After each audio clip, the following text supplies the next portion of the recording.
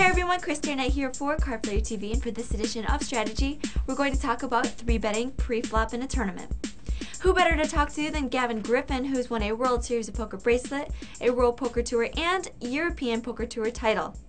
We caught up with him to talk about the kinds of hands he's 3-betting in a tournament.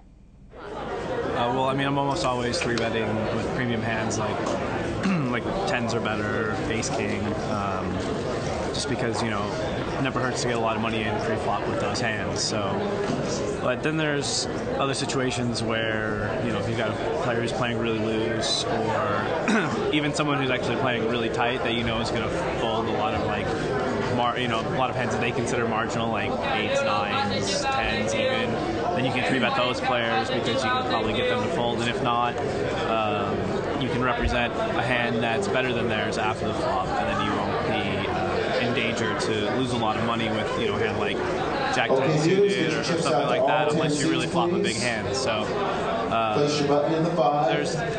there's definitely a wide range of hands that can be 3-bet against different players. We then asked him how 3-betting changes when he's out of position.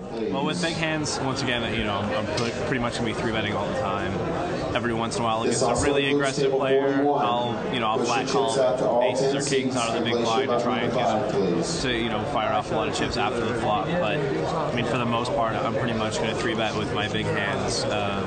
Against a really aggressive player in late position, you can 3-bet from the blinds a lot with, all kinds of stuff. Because most players who play really aggressively pre-flop are willing to let go of a hand if they get resistance, because they know they'll be picking up a lot of small pots throughout the day, so they don't mind giving up a raise every once in a while, because it doesn't, they don't want to show down like a 7-5 offsuit or something like that and ruin their image. So but other than that, out of position, it's kind of tough to play out of position, so you don't want to get a lot of money in with a bad hand. So it's definitely should be used sparingly. Thanks for tuning in. I'm Christina for Card Player TV.